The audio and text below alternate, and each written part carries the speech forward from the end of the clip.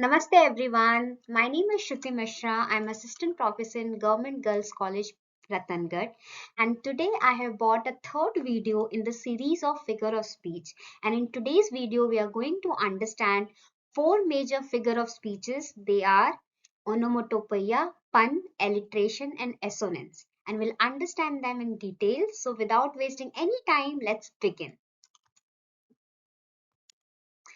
First and foremost thing that I want you to understand that all the four major terms that we are going to study today, they come under the category of figure of speech based on sound. So all of these figure of speeches have one thing in common, that they are attached with sound. And I'll explain one by one how. Let's begin. So first and foremost is onomatopoeia. So its name itself is very interesting, isn't it? Onomatopoeia. So ये नाम ही बहुत खूबसूरत है.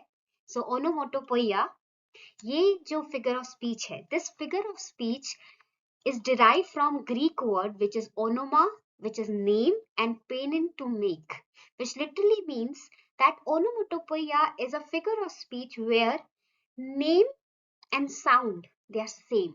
I'll explain. जब किसी भी word और उसका sound same हो जाता है, so when you create a word by imitating the sound of that word, वो जो device है वो onomatopoeia कहलाई जाती है. So sound of word suggests the sense and मतलब जो sound है वही word है. Simply यदि आपको समझना है तो जो sound है वही word है. So for example यदि मैं हिंदी में इसका example दूं तो टप टप ये वर्ड भी है पर इसमें साउंड भी है. जैसे ही मैं बोलूंगी टप टप, you can imagine the action and you can also imagine the word. So that thing is known as onomatopoeia. So यहाँ पे जितने भी वर्ड हैं आपके, गिगल, स्नीज, अच्छू वाला जो स्नीज होता है, जैसे स्नीज वर्ड भी है और साउंड भी है. हिस, सांप की जो साउंड होती है, साउंड भी है एंड वर्ड भी है. इसको और सिंपल तरीके से यदि आपको समझना है तो आप एक लाइन में से समझना चाहें तो ये words that imitate the sound they describe. So these are the words. This is a device in which words imitate the sound. तो जो word है वही sound है और जो sound है वैसा ही word है. So buzz, so बी की जो आवाज होती है तो वही sound buzz and उसी से word बन गया. So ये जो device है इसको क्या बोला जाता है? Onomatopoeia. Okay? Now let's begin further. दूसरा जो हम आज पढ़ेंगे that is pun. इसको पेरोनोमोमसेया भी कहा जाता है. Pun you can call it in a simpler word. ये भी बहुत interesting figure of speech है. In this figure of speech, playing upon the words, they are similar in sound but different in meaning. So pun basically when you play with the words. And how you play with the words? What are the different categories in which we can play with the words? Accordingly we create pun. And क्यों ये create होता है? For comic effects. Now I'll tell you little bit in detail कि किस किस category में आप pun कर सकते हैं. तो समझते हैं इसको. So pun का पहला category जो है by using words which are equivocal. So for example, I give you the example. ऐसे word जिसका same meaning है, same word है लेकिन डिफरेंट मीनिंग हो सकता है. ठीक है, same word and different meaning. कैसे? Is life worth living? It depends on liver. अब ये जो वर्ड है liver, it can mean two things. Okay, what it can means? It may means a person who lives और it may can mean a organ in the body. Liver मतलब आपकी जिंदगी कैसी है ये एक चीज पे डिपेंड करती है. किस पे डिपेंड करती है? या तो आपके लिवर पे डिपेंड करती है. यदि आपका लिवर अच्छे से फंक्शन कर रहा है तो ठीक है, आपका पूरा बॉडी ढंग से चलेगा. और liver here can also means a person who lives. So आप देख रहे हैं एक ही वर्ड से डिफरेंट मीनिंग निकाल के पन किया जा रहा है. तो ये जो प्रोसेस होता है जहां पे एक वर्ड से डिफरेंट मीनिंग, डिफरेंट इंटरप्रिटेशन का ओपन स्कोप होता है, विच इज नोन एज पन. तो एक word different sound, different meaning में जब कन्वर्ट हो जाता है, दैट इज पन. एक और एग्जांपल देखते हैं. Ask for me and you shall find me grave men. Grave here means two things.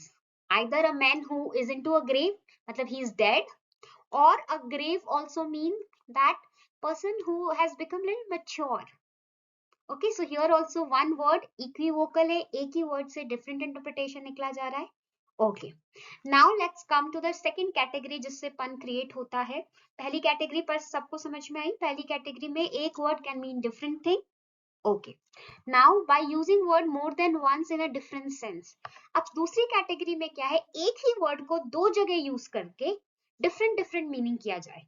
Clear? So it is no mean happiness to seated in the mean. Here the expression no mean happiness means no small happiness and expression seated in the mean means seated in the middle position. अब यहाँ पे दो word है, दो बार क्या use हो रहा है, मीन. तो पहले जो मीन है उसका मतलब क्या है, छोटा. मीन हैप्पीनेस मतलब छोटा हैप्पीनेस. और यहाँ पे जो मीन है सीटेड इन द मीन मतलब बिटवीन में. तो एक ही वर्ड के दो बार यूज करके आप डिफरेंट डिफरेंट मीनिंग निकाल रहे हैं. क्लियर? अब यहाँ पे दूसरा एग्जांपल देखिए. There was the will of living daughter curved by the will of dead father. अब विल और विल दो वर्ड रिपीट हुए हैं यहाँ पे. यहाँ पे विल का मतलब क्या है, यहाँ का विल का मतलब है डिजायर. Okay, my will. और यहाँ पे विल का मतलब क्या है, जो मरने के बाद विल बनाई जाती है, लीगल डॉक्यूमेंट जो है, that is a will. Clear? Second category में एक ही वर्ड दो बार यूज हो रहा है और दोनों बार उसका मतलब अलग है. ठीक है? Now we come to another category by using words similar in sound but different in meaning. अब यहाँ पे थर्ड कैटेगरी में क्या है, we have the sole right to save our soul. Soul and soul, two words but they have different meaning, though they are similar in the sound but they have different meaning. Okay, so we met a person from antique world who amused all by us antique. तो antique antique same है but antique का मतलब different है. यहाँ पे antique मतलब पुराना and यहाँ पे एंटीक मतलब जो अजीबोगरीब हरकतें होती है. सो जस्ट टू समराइज, पन का क्या मतलब होता है, एक वर्ड जिसके डिफरेंट मीनिंग्स निकल सकते हैं. वो कैसे कैसे निकल सकते हैं, जहां पे आप बोलते कुछ है उसका मतलब कुछ और हो जाएगा. In that sense there are three ways in which we can create pun. One, एक ही वर्ड हो पर उसको अलग अलग इंटरप्रिटेशन किया. जैसे हमने लिया liver, how my life, it depends on liver. अब liver can be a person who lives और liver can be a organ of the body. First category. Second, एक वर्ड को दो बार यूज किया गया है पर दोनों बार उसका मतलब अलग है. My will depends on my father's will. So here will is desire and father's will is जो लीगल डॉक्यूमेंट है. एंड इन दिस दो वर्ड्स हैं same in sound but different in meaning. इससे भी क्या क्रिएट किया जा रहा है, पन क्रिएट किया जा रहा है. तो this is a very interesting device. ये लैंग्वेज में खेलना होता है. सो पन basically is play with words. जब आप शब्दों के साथ खेलते हैं, और शब्दों के साथ आप कैसे खेल सकते हैं, एक वर्ड के डिफरेंट मीनिंग, सेम साउंड के डिफरेंट मीनिंग, एक ही वर्ड के अलग अलग meaning. So we are playing with the words and this is poet's favourite tool. तो जब भी आप भाषा के साथ एक्सपेरिमेंट करते हैं तो आप पन का बहुत ब्यूटीफुली यूज करना सीख जाते हैं. ठीक है? So it is very interesting thing to know and you can try in your own language as well. Okay, now let's move further. Alliteration. Alliteration जो होता है ये भी एक इंटरेस्टिंग टूल है. इसमें क्या होता है बच्चों, रिपीटेशन ऑफ सेम लेटर और syllable at the beginning, middle, at the end. Okay, so repetition होता है. अब किस चीज का रिपीटेड होता है, मोस्टली कॉन्सोनेंट साउंड्स का रिपीटेशन होता है. यहाँ पे भी साउंड है, कॉन्सोनेंट साउंड का जब रिपीटेशन होता है उसको क्या बोला जाता है, alliteration. Here is example.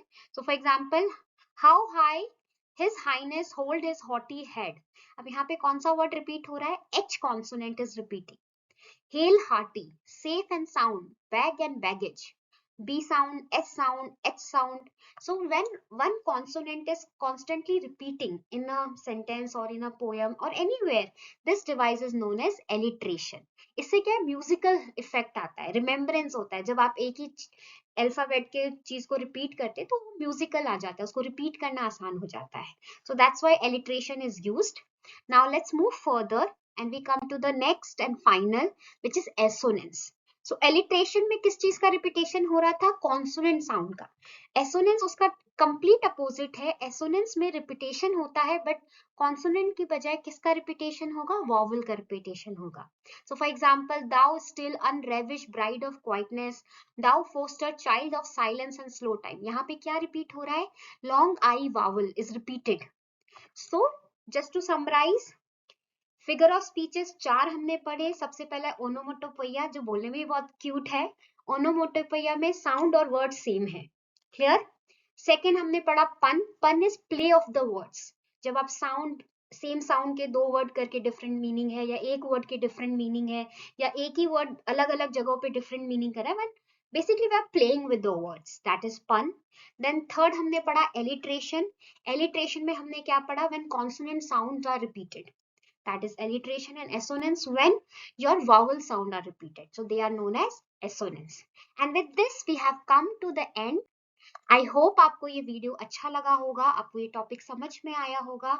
And यदि आपको ये अच्छा लगा है, आपको पसंद आया है, so please like, share and subscribe to my channel.